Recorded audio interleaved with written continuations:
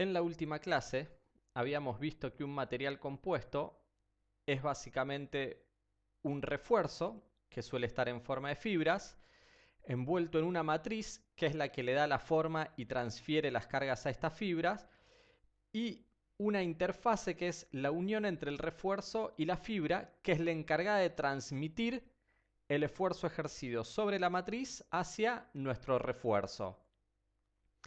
¿Qué condiciones debe cumplir el refuerzo?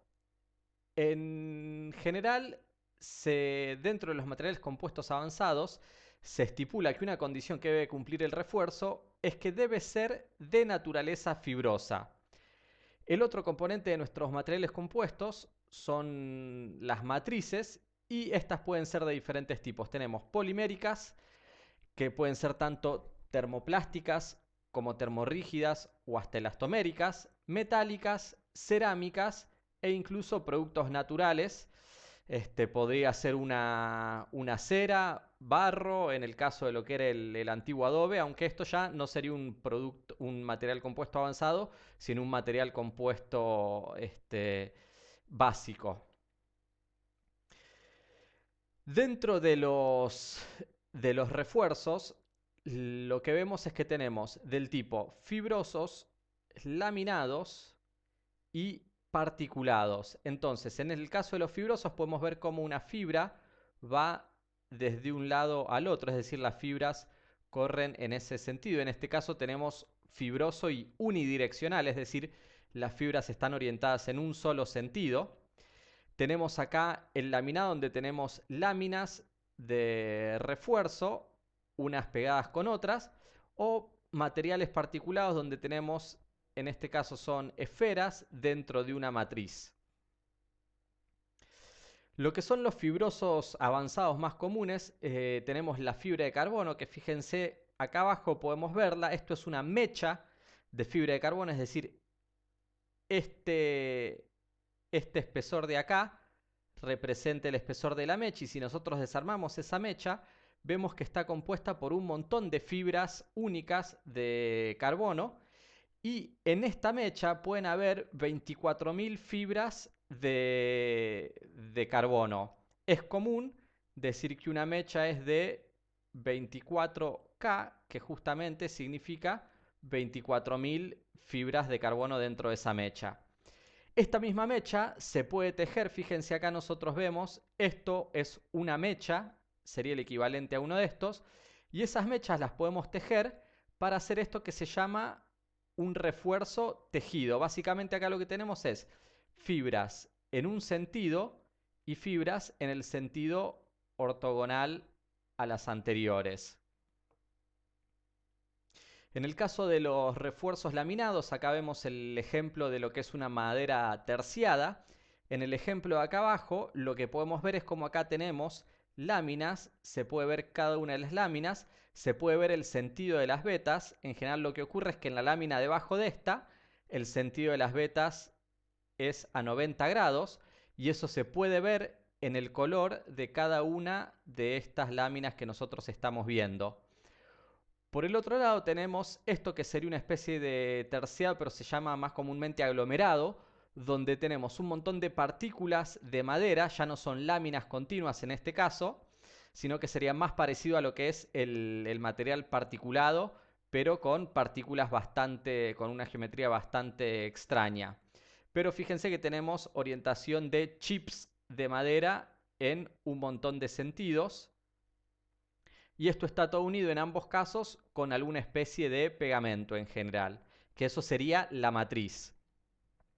En el caso de los particulados, acá tenemos un ejemplo. Esto que se ve acá es la pintura de una señal de la calle, es decir, esto es la pintura amarilla que se ve en la calle, y lo que tiene son microesferas de vidrio. Esos como especies de poros que se ven son justamente las microesferas de vidrio, y estas esferas de vidrio lo que le confieren es esa propiedad que tienen las marcas en la calle, que al ser alumbradas iluminan o reflejan casi desde cualquier ángulo donde uno las ilumine, porque tienen las esferas de vidrio que reflejan la luz. Ahora, dentro de lo que es los materiales de refuerzo, es decir, los refuerzos dentro de los materiales compuestos, tenemos una propiedad que se conoce como relación de aspecto, esto es R, y lo podemos definir como, por ejemplo, en el caso de una fibra, lo podemos definir como el diámetro de la fibra dividido la longitud de la fibra. Verán acá que cuanto más chico el diámetro y más larga la longitud, mayor va a ser el valor de la relación de aspecto.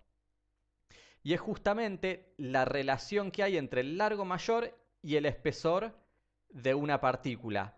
Si la partícula es muy irregular es difícil definir esto, pero para partículas idealizadas como puede ser una esfera, un cubo, un bloque, un plano, una lámina, nosotros podemos calcular esta relación de aspecto. Acá en el caso del plato lo que tenemos sería, la relación de aspecto sería la diagonal mayor que tengamos en este caso, sería la diagonal mayor dividido el espesor de ese plato. Y, perdón, al revés sería. Sería el espesor dividido la diagonal mayor. En el caso de una esfera de vidrio, R es directamente igual a 1, porque en cualquier dirección que yo mire, siempre la mayor medida y la menor medida que encuentro es el diámetro.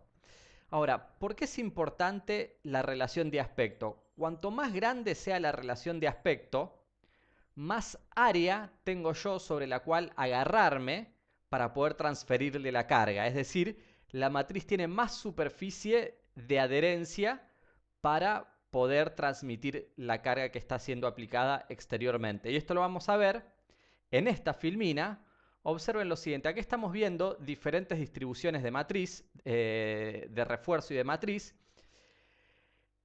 En este caso, en estos dos casos, nosotros vemos que simplemente entre esto y esto, lo que tenemos es una diferencia en la cantidad de fibras que tenemos. En la lámina de abajo tenemos mayor cantidad de fibras, por lo tanto, va a poder transferir o va a poder resistir mejor la carga que este de acá arriba que tiene menor cantidad de fibras.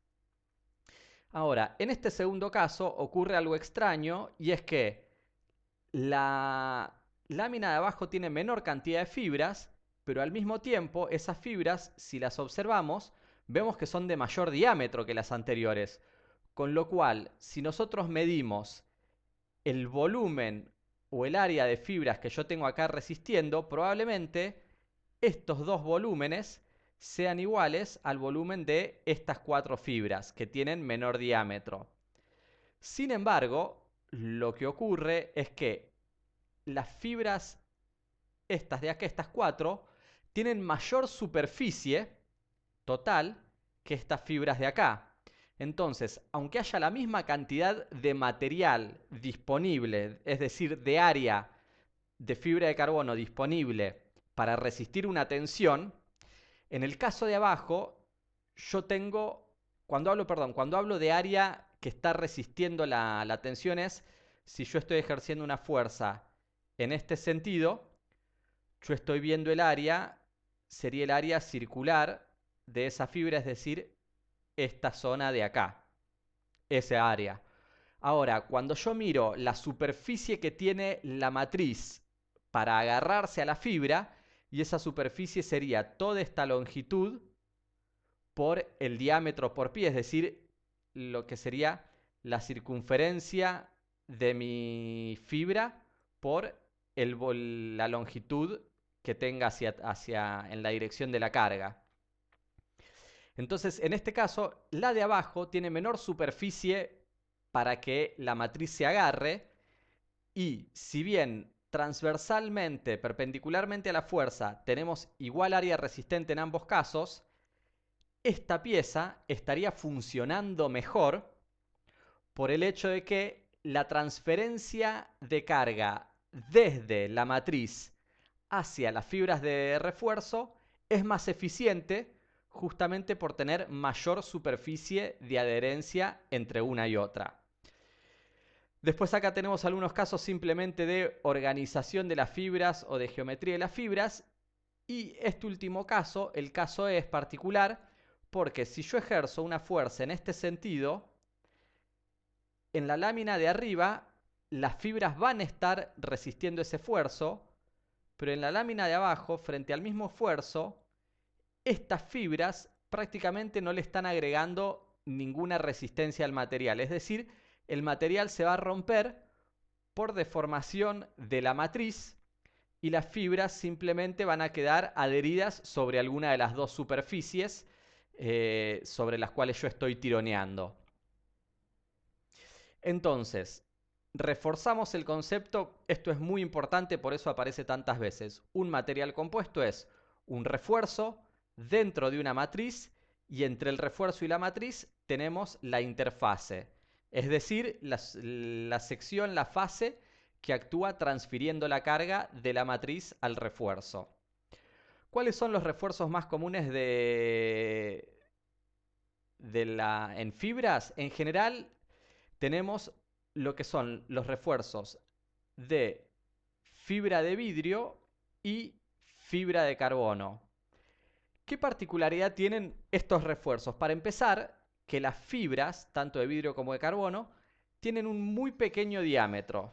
Es decir, al tener pequeños diámetros se obtienen valores de resistencia mayores que los valores en masa del material. ¿Por qué? Si yo tengo un trozo de carbono de gran dimensión que estoy traccionando, es muy posible que por el tamaño que tiene esto tenga imperfecciones a lo largo del material y cuando yo lo traccione, estas imperfecciones generen concentradores de tensiones y esta barra de carbono rompa a una tensión menor que una fibra muy fina de carbono a la cual yo estoy también traccionando. Y al tener tan pequeño diámetro no caben, no se producen en el proceso de fabricación, de producción, estos defectos que al final actúan como debilitadores del material. Por otro lado, tienen gran esbeltez, es decir, tienen una relación de aspecto muy grande. Esto permite que una elevada fracción de carga se transfiera de la matriz a la fibra. Y tienen alta flexibilidad, lo que les permite adaptarse a las geometrías en los procesos de transformación. ¿Y por qué tienen gran flexibilidad? Esto tiene que ver con la rigidez. Fíjense, la rigidez, que no es lo mismo que el módulo de Young. A veces nosotros, hablando de aceros, hablamos de la rigidez del acero como si fuese simplemente el valor del módulo de Young. La realidad es que la rigidez es el módulo de Young por el momento de inercia que yo tengo resistiendo ¿cómo se dice? Ese esfuerzo, esa carga. Entonces, tengo el módulo de Young y el momento de inercia. ¿Qué es el momento de inercia en una fibra o qué es el momento de inercia a la flexión? Nosotros lo que estamos viendo es que es el diámetro elevado a la cuarta dividido 64. Entonces, ¿qué ocurre? El momento de inercia de una fibra va a ser muchísimo menor cuanto menor sea su diámetro, porque ese valor está elevado justamente al cuadrado. Si nosotros, por ejemplo, usamos esta fórmula para comparar la rigidez de una placa de vidrio que tiene 4 milímetros de ancho o 4 milímetros de espesor que sería este valor, o mejor podemos pensarlo en una varilla de vidrio de 4 milímetros de diámetro, o una fibra de vidrio que tiene, en este caso, 0,01 milímetro de diámetro, que esto es común entre las fibras. La diferencia en la rigidez entre una varilla de 4 milímetros y una fibra de 0,01 milímetros de diámetro es de 25 millones de veces. Es decir, la varilla de 4 milímetros es 25 millones de veces más rígida que la fibra. ¿Por qué? Justamente porque ese diámetro se está elevando a la cuarta. Entonces podemos ver aquí en este gráfico cómo a medida que disminuimos el diámetro, lo que es la rigidez empieza a caer abismalmente. Acá lo que estamos viendo es justamente una mecha de fibras de vidrio. La mecha es esto que tenemos acá. Esto es el ancho de la mecha. Y la mecha probablemente tenga unas 12.000 o 20.000 fibras, con lo cual esta mecha va a ser denominada como una mecha de 20K si tiene 20.000, 12K si tiene 12.000. Y al costado, acá al lado, vemos una imagen de... Esto es una imagen SEM tomada con el microscopio que poseemos en el CIDIM. La idea es que en los trabajos prácticos ustedes puedan acercarse hasta el SEM y en vivo explorar una muestra. Nosotros hoy, las últimas veces que lo usamos para estos trabajos prácticos, estuvimos explorando muestras metálicas y viendo la estructura metalográfica. Pero observen que acá, por ejemplo, tenemos una escala, dice 10 micrones, es decir, una fibra es prácticamente de 10 micrones, que justamente 10 micrones es 0,01 milímetro. Vemos acá otra fibra y tenemos acá la matriz, y lo que está ocurriendo es que se está rompiendo la interfaz entre la matriz y la fibra, es decir, no tenemos buena unión, mientras que acá en esta zona sí obtuvimos buena unión. Esto es de una muestra de una impresión 3D que estuvo haciendo un alumno de ingeniería mecánica en su proyecto final.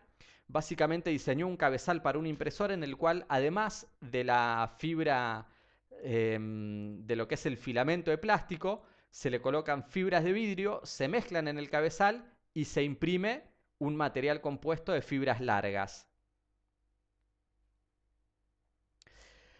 Vamos a pasar finalmente en el próximo video a ver lo que es la regla de las mezclas, que es una introducción a la mecánica de los materiales compuestos.